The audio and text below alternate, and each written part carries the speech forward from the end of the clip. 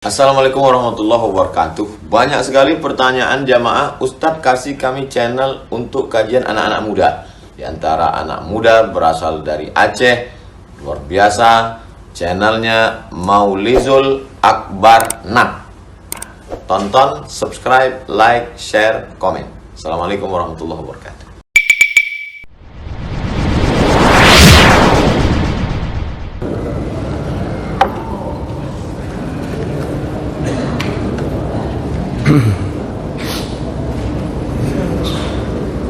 Assalamualaikum warahmatullahi wabarakatuh.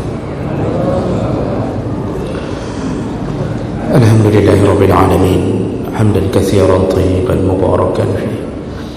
Asyhadu an la ilaha illallah wahdahu la syarika lah wa asyhadu anna Muhammadan 'abduhu wa rasuluhul karim. Allahumma shalli wa sallim ala nabiyyina al-mustafa Muhammadin wa ala alihi wa ashabihi ajma'in. Amma ba'd. Rabbi shrah li sadri wa yassir li amri wahlul 'uqdatam min lisani yafqahu qawli. Segala puji bagi Allah, kemudian salawat dan salam kepada Rasulullah, pada keluarga dan seluruh sahabat-sahabatnya. Bapak-bapak dan ibu-ibu jamaah salat maghrib dan isya yang Allah muliakan insyaallah. Kita sudah masuk dalam pembahasan tentang fadilah menjadi fadilah beriman kepada Nabi sallallahu alaihi wasallam.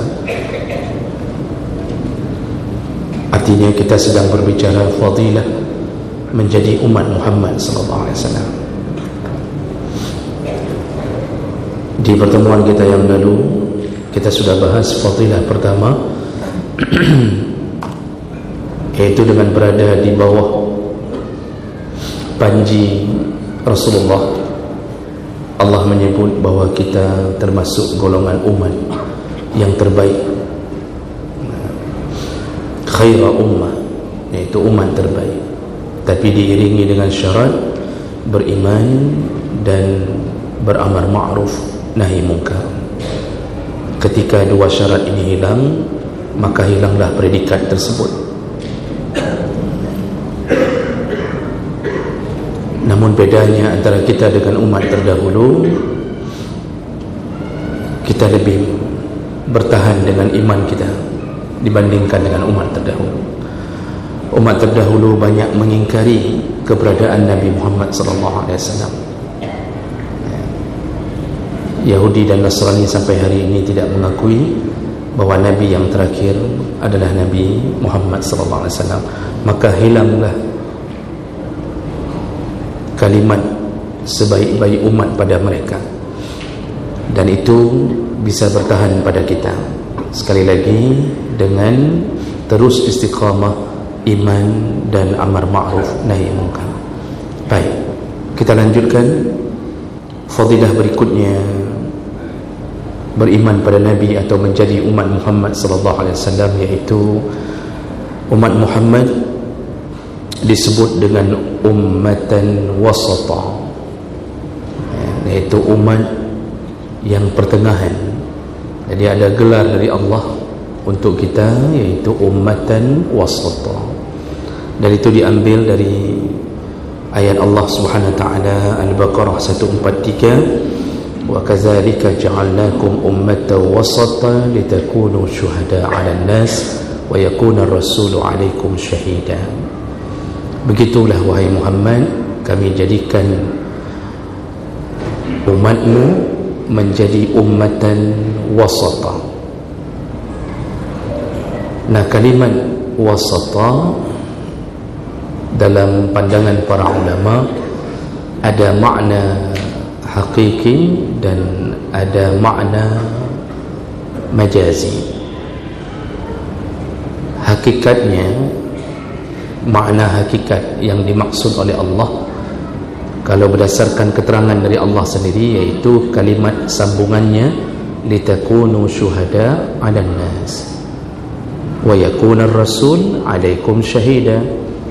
Kenapa kita disebut ummatan wasata? Wasat itu di tengah, wasit penengah, maka kita menyebut wasit. Itu diambil dari bahasa Arab, artinya yang menengahi.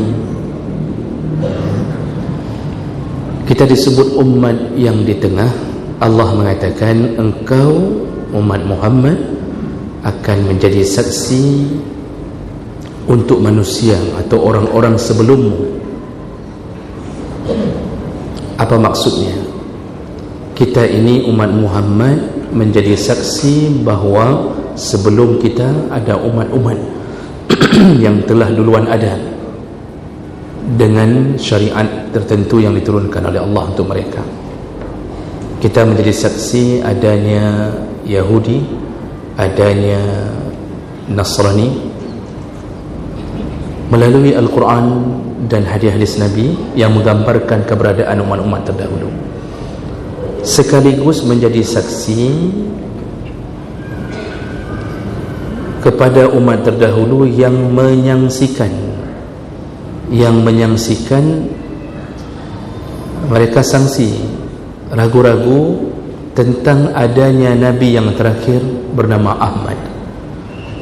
Allah sebutkan dalam Taurat, Allah sebutkan dalam Injil bahawa akan diutus Nabi terakhir bernama Ahmad, dan mereka ragu itu. Kitalah yang menjadi saksi kunci, ternyata Ahmad itu ada, dan itu adalah Nabi kita. Jadi ketika di hari kiamat nanti, kita akan mengatakan ke umat terdahulu, yang dulu kalian ragu-ragukan, dialah Nabi yang ada pada kami, yang Nabi diturunkan untuk kami. Jadi kita ni jadi saksi kunci. Litakunu syuhada 'alan nas. Jadi semua mereka yang dulu belum nampak keberadaan Nabi, kita akan memberitahu mereka ada, dan itu ada. Itu semua menjadi kebenaran pada kitab-kitab terdahulu yang mengatakan adanya Muhammad atau Ahmad menjadi Nabi. Namun kitab-kitab terdahulu kemudian dimansuhkan, dihapus hukumnya oleh Allah, diganti dengan Al-Quran yang mulia. Setelah kita menjadi saksi untuk umat terdahulu, sekaligus nanti kita akan mendapatkan kesaksian dari Rasul. Wa yakuna ar-rasulu 'alaikum syahida. Kemudian Rasulullah yang akan menjadi saksi di atas keberadaan kalian, di atas amalan kalian. Maka Rasul menjadi saksi untuk kita. Maka kita berada di tengah-tengah di antara dua ini, saksi untuk umat terdahulu sekaligus diberi kesaksian oleh Rasulullah sallallahu alaihi wasallam. Makanya Allah menyebutkan kita ini ummatan wasata. Ada makna di luar makna itu yang digambarkan oleh para ulama, dan itu banyak disebutkan dalam beberapa tafsir, ya. Contohnya tafsir At-Tabari mengatakan bahawa yang dimaksud dengan kalimat ummatan wasata, iaitu umat Muhammad adalah umat yang moderat dalam beragama, tidak berlebihan juga tidak pula kekurangan. La ghulwun wala taqsirun. Umat Muhammad disebut ummatan wasata, bahawa umat yang menjalankan syariat tidak ekstrim dan juga tidak kekurangan, tidak terlalu berlebihan, tidak kekurangan.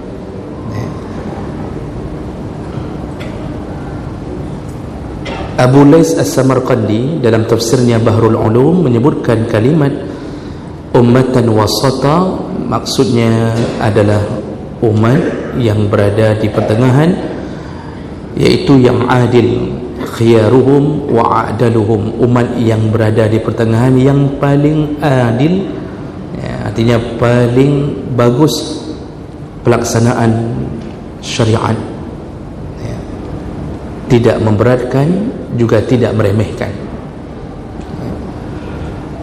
Beberapa tafsir yang lain juga menyebutkan dengan kalimat yang berbeda tapi maksudnya sama. Imam Al-Qurtubi dalam tafsirnya Jami' Ahkam lil Quran Beliau mengatakan maksud kalimat ummatan wasata, iaitu umat Muhammad adalah umat yang moderat, adil dan pilihan. Sebagaimana Kaabah berada di titik pertengahan bumi, begitu pula lah Allah menjadikan umat Muhammad menjadi umat pertengahan yang derajatnya di bawah para nabi dan di atas sekalian umat sebelumnya. Nah, jadi ini tafsiran-tafsiran selain daripada makna yang akan terjadi dalam kesaksian tadi. Maka jemaah melakukan Allah Subhanahu wa taala, dari situ kita bisa mengambil kesimpulan bahawa kita ini Allah lebihkan dan Allah mudahkan, sekaligus Allah mudahkan dan diberi kelebihan. Kita ini berada di tengah-tengah dalam kehidupan, walaupun disebut umat yang terakhir, tapi nanti kita akan berada di tengah-tengah di antara semua masalah di akhirat. Kita akan jadi saksi atas keberadaan umat terdahulu, sekaligus kita diberi kesaksian oleh Nabi sallallahu alaihi wasallam, sekaligus bermakna kitalah umat yang prinsip agama kita tidak ghulu, tidak berlebih-lebihan. Dan ini terbukti. Kita ini diminta dalam banyak ayat, banyak hadis, jangan berlebih-lebihan.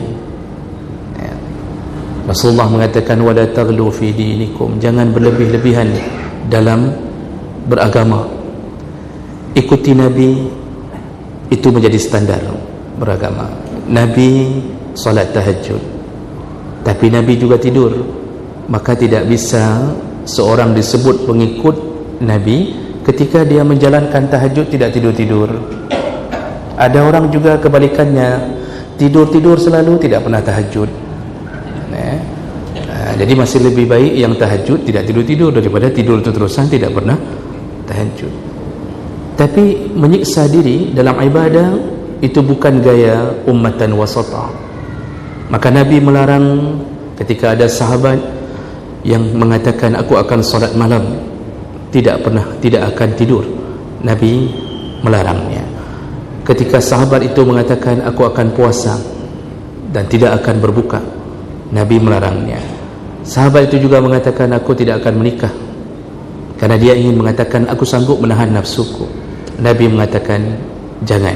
Jadi bahasa Nabi mewakili dengan mengatakan akulah Nabi, akulah orang yang terbaik di antara kalian, tapi aku salat malam dan aku tidur, aku puasa dan aku berbuka, aku menikah, dan barang siapa yang tidak menikah berarti dia telah benci dan enggan terhadap sunnahku. Jadi kita ini semua masalah, Pak, semua masalah. Kita tidak dilarang kaya, umat Islam tidak dilarang kaya, silahkan kaya, kayalah sekaya-kayanya, tapi jangan merasa kaya yang membuat kesombongan. Kaya tidak dilarang, tapi bantulah orang miskin. Kita bukan komunis dan kita juga tidak bergaya kapitalis. Yang kaya bantulah si miskin.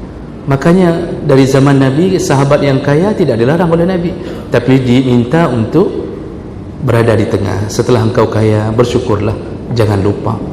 Bagi kita yang diberikan miskin, juga diminta berada di tengah, jangan putus asa. Kemiskinanmu dibalas Allah dengan duluan masuk surga dibandingkan orang kaya, maka bersabarlah. Jadi agama ini betul-betul berada di wasat. Begitu juga jangan berlebihan dalam bersikap, bertindak, bertutur kata. Marah boleh, tapi janganlah sampai keluar cacian yang tidak layak. Kemudian ketika kita bersikap baik dalam urusan sehari-hari maupun dalam urusan agama, janganlah menjadi orang ekstrim. Jangan seakan-akan orang lain tidak benar semuanya, hanya kita berada di posisi yang benar, sehingga kita mulai memisahkan diri dari jamaahnya orang-orang mukminin, lalu menganggap bahawa masjid itu tidak sah kalau kita solat di situ. Masjid itu tidak sah, yang sah cuma masjid kita. Berarti kalau begitu ada sekitar berapa ratus penduduk Lot Semawe, yang masuk surga cuma kelompok ini. Ini ekstrim dan ini berlebihan dalam beragama. Karena dari dulu tidak terpungkiri bahawa perbezaan pandangan itu memang sudah terjadi. sudah terjadi dari masa sahabat alaihimu rahimahumullah, itu sudah terjadi. Jangan berlebih-lebihan dalam berfikir, bertindak, bersikap. Jadi jemaah maka Allah Subhanahu wa taala, oleh kerana itu kita dimuliakan dengan kalimat ummatan wasata. Ini hebatnya umat Muhammad yang telah dihargai Allah di dunia dengan berbagai prinsip wasat. Makanya ada hadis, ada asar, saya lupa dari sahabat mana ini, yang berbunyi khairul umur awsatuha, sebaik-baiknya urusan adalah yang di tengah. Allah alam, sepertinya dari Ali bin Abi Thalib kalimatnya, sebaik-baiknya urusan adalah di tengah-tengah. Jangan terlalu berlebihan dan juga jangan terlalu meremehkan. Begitu kelebihan kita sebagai umat Muhammad sallallahu alaihi wasallam. Fadilah berikutnya iaitu kitalah umat atau umat Muhammad, Allah berikan syariat yang paling ringan dibandingkan umat-umat sebelum kita. Jadi ini salah satu kasih sayang Allah pada kita. Kita diberikan, diperintahkan, dilarang pada perkara-perkara syariat, tapi paling ringan dibandingkan dengan syariat umat-umat terdahulu. Kita bisa masuk surga dengan syariat yang mudah. Pintu surga dibuka selebar-lebarnya. Ampunan dosa begitu mudahnya datang untuk kita. Dosa-dosa kecil Allah hapuskan begitu saja. Ketika kita sujud, diletakkan semua dosa kecil di atas pundak kita, berguguranlah besertaan dengan sujud. Hanya dengan zikir 33 subhanallah, alhamdulillah, Allahu akbar, tutup 100 kali dengan kalimah la ilaha illallah wahdahu la syarikalah, dan seterusnya. Apa kata Nabi? Kafarallahu khatayahu, Allah ampunkan segala dosa-dosanya, dalam tanda kutip dosa kecil, walau kana misla zabadil bahar, walaupun sebanyak buih di lautan. Syariat ibadah kita paling dimudahkan Allah, dan ini sebenarnya tidak layak kita tidak bersyukur dengan mengerjakan ibadah. Perintah salat dari 50 waktu dalam hadis riwayat Bukhari, riwayat Muslim, kisah Isra Mi'rajnya Nabi sallallahu alaihi wasallam, dari 50 waktu Allah turunkan menjadi 5 waktu. Dalam Sahih Muslim di ujung hadis Isra Mi'raj disebutkan ketika Nabi mendapatkan titah hanya 5 waktu, Allah mengatakan pahalanya sama dengan yang melakukan 50 waktu.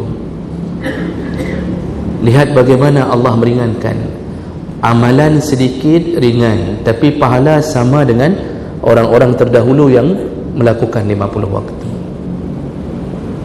Sekali dapat Lailatul Qadar, maka mendapatkan pahala seperti beribadah 83 tahun. Sekali dapat Lailatul Qadar. Kalau yang sudah berkali-kali dapat, bayangkan umur kita cuma sekitar 55 tahun, 60 tahun, tapi amalan kita melampaui umur, dan itu keringanan dari Allah Subhanahu wa taala.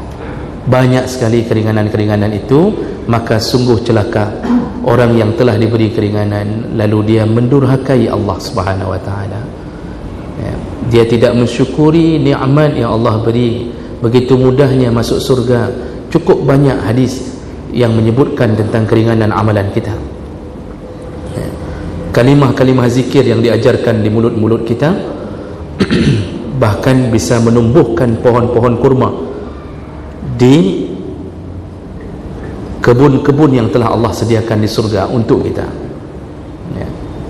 Sedekah-sedekah yang kita beri, Allah kali lipatkan pahala.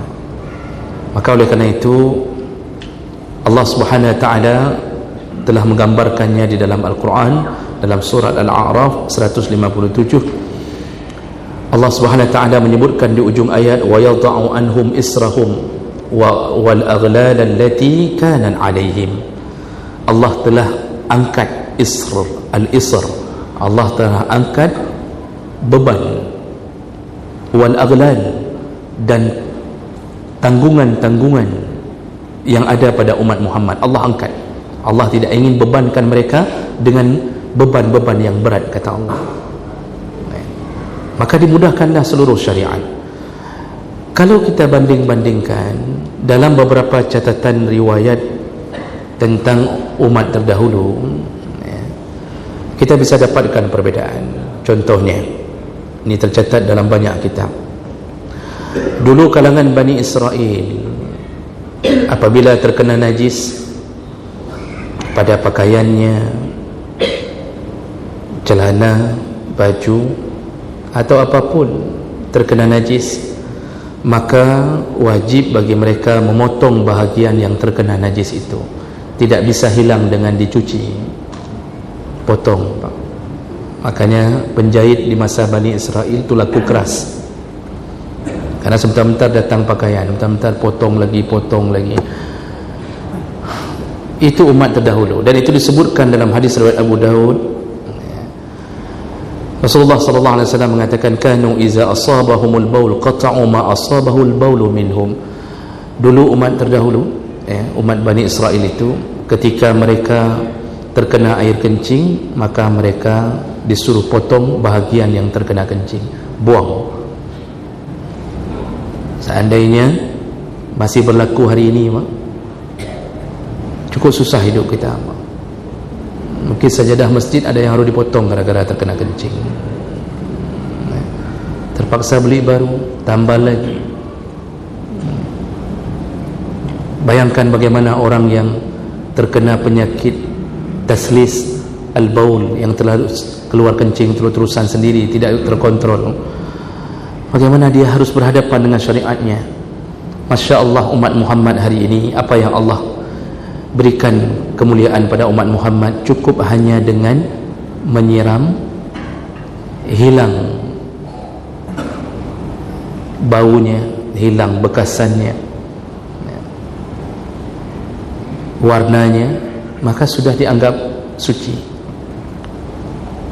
Bahkan kalau pada bayi laki-laki yang berumur 2 tahun ke bawah dan belum pernah mengkonsumsi kecuali ASI ibunya, total ASI ibunya, dia tidak pernah minum selain daripada ASI ibunya, walaupun sekali, masih di bawah umur 2 tahun, ketika kencing cukup hanya percikkan air. Yang kita tahu kencingnya masih berada di pakaian, tapi cukup percikkan air sejumlah kencing itu, walaupun kita tahu masih sedikit membekas-bekas tapi aman, itu dianggap sudah selesai. Dianggap sudah selesai. Tapi tidak berlaku pada bayi perempuan. Saya dulu waktu belajar di pesantren masih bertanya-tanya apa yang menjadi alasan kenapa bayi perempuan tidak bisa dipercikkan air seperti memercikkan air pada bayi laki-laki. Jadi perempuan walaupun di bawah 2 tahun hanya minum ASI tetap harus bersihkan total sampai hilang bukti-bukti najis itu. Hampir rata-rata menjawab bahwa kencing perempuan lebih bau, amoniaknya lebih kencang.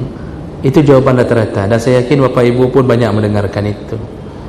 Ini agak sedikit menyinggung perasaan perempuan. Maka perempuan kadang-kadang malas membicarakan itu, karena mereka selalu dikira lebih kotor, najisnya lebih bau. Padahal kan nggak ada beda. Artinya dari sisi itu kan sama-sama bau, Pak. Memang kencing kita lebih wangi daripada perempuan, sama saja. Apalagi kalau kita makan jengkol, perempuan nggak makan jengkol, lebih bau kita, Pak. Dan saya dapatkan dalam kitab-kitab yang besar, termasuk dalam kitab Fiqh Islami wa Adillatuh, menyebutkan bukan itu alasan yang sebenarnya. Alasan yang sebenarnya dulu di kalangan orang Arab, mereka sering membawa anak laki-laki karena itu menjadi kebanggaan. Jadi walaupun Rasulullah telah menghapus tentang pelecehan terhadap anak perempuan, diangkat derajat perempuan, tapi tetap ada satu kebanggaan tersendiri punya anak laki-laki. Maka anak laki-laki lebih sering dibawa-bawa, ya.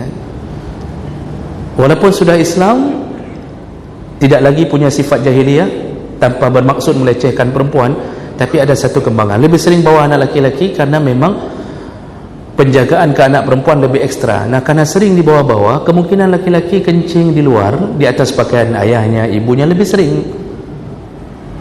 Makanya diringankanlah urusan, tidak perlulah sampai harus seperti menangani kencing perempuan, ambil air siram segitu. Begitu yang disebutkan. Itu alasan yang lebih masuk akal. Ana betulnya amonia perempuan lebih bau daripada amonia laki-laki. Pak nak temu ngempak. Wallah alam, itu yang kami dapatkan. Itu contoh keringanan umat Muhammad sallallahu alaihi wasallam.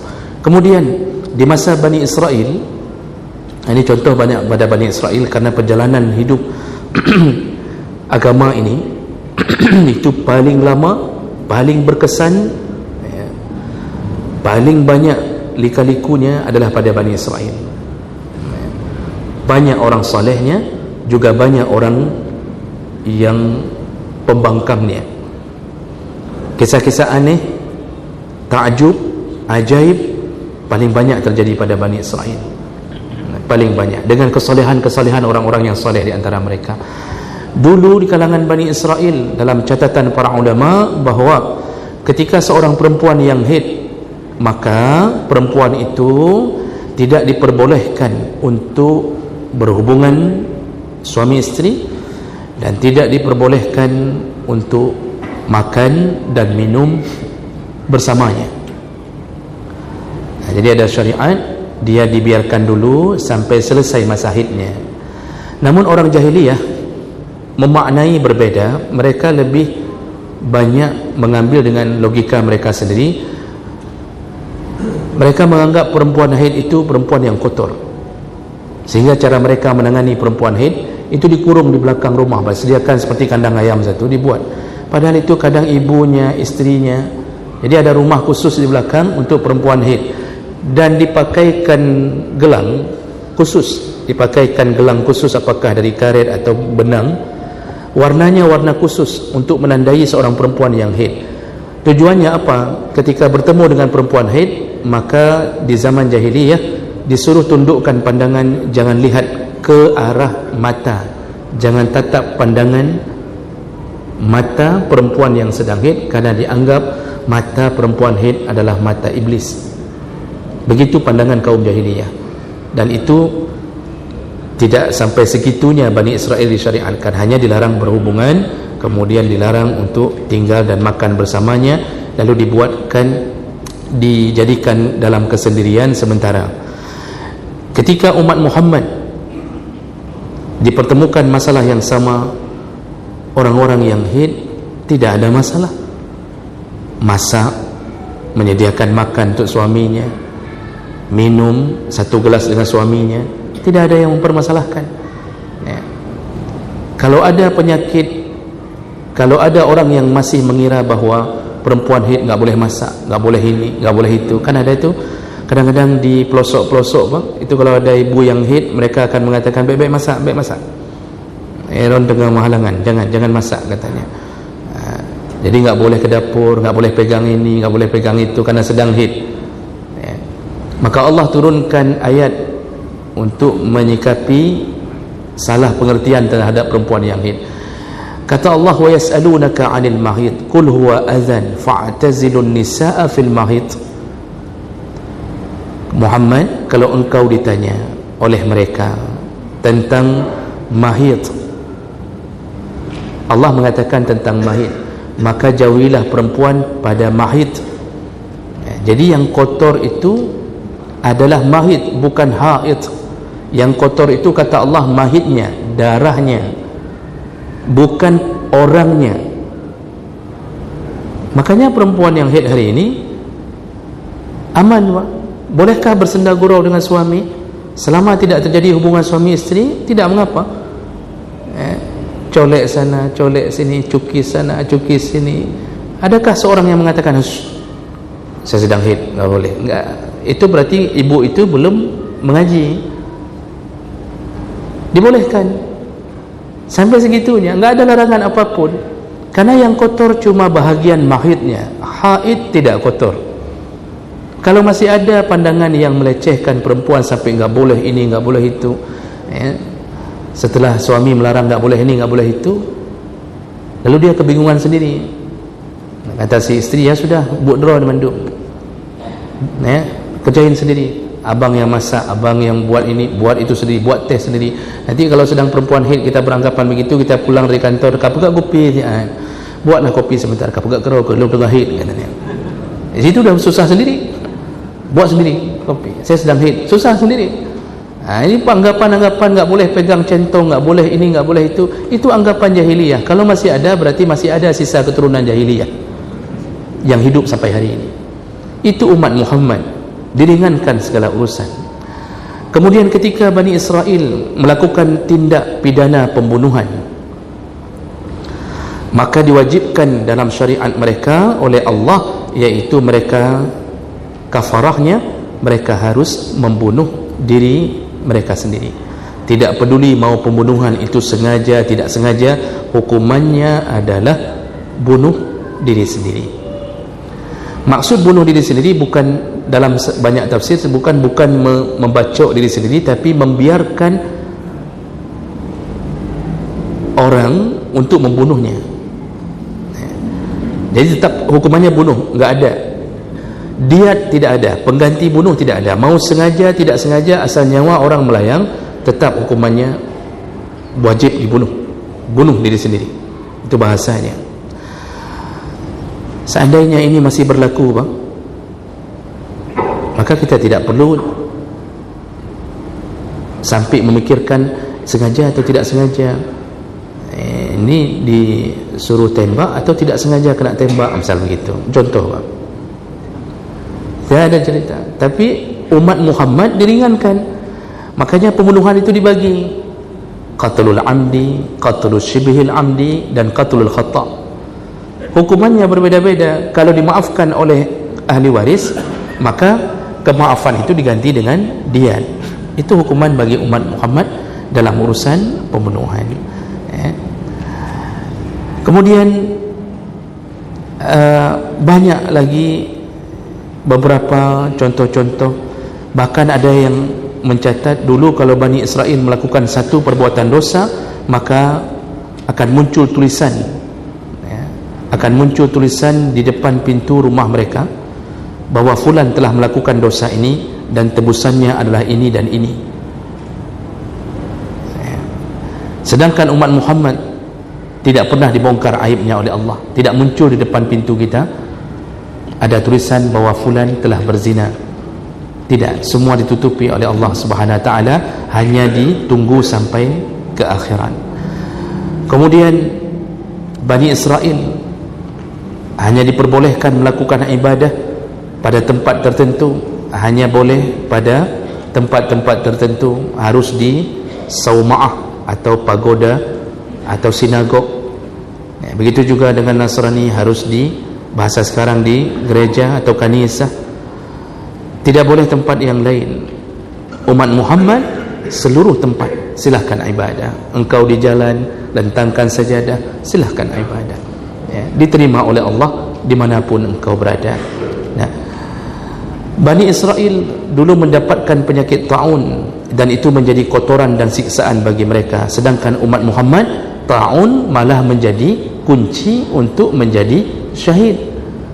Barang siapa yang mendapatkan penyakit ta'un, wabah, ta'un itu penyakit wabah, sekali pukul banyak yang meninggal. Contohnya pandemi kita kemarin itu ta'un. Ta'un, masalah direkayasa, orang yang rekayasa itu akan bertanggungjawab di hadapan Allah. Tapi memang penyakitnya pura-pura, tapi meninggalnya benar-benar. Ramai pula yang meninggal, sekali pukul meninggal, ramai-ramai meninggal. Bagi umat Muhammad, ta'un syahid, mendapatkan pahala syahid. Bagi Bani Israel itu adalah musibah bagi mereka. Mereka kotor, mereka keji. Bani Israel diharamkan makanan-makanan yang banyak oleh Allah Subhanahu wa taala. Umat Muhammad semua makanan dihalalkan, kecuali hanya beberapa yang diharamkan. Bani Israel diharamkan mengambil harta rampasan perang. Di umat Muhammad harta rampasan perang disuruh bagi, dan itu persetujuan dari Nabi sallallahu alaihi wasallam. Ini contoh-contoh begitu ringannya amalan kita dibandingkan dengan umat-umat terdahulu. Maka kalau sudah begini cerita, bersyukurlah pada Allah. Semoga kita menjadi umat yang tahu diri tentang kebesaran Allah Subhanahu wa taala. Baik, insya-Allah kita sambung di pertemuan yang akan datang. Subhanakallahumma bihamdik, asyhadu an la ilaha illa anta, astaghfiruka wa atubu ilaik. Wassalamualaikum warahmatullahi wabarakatuh.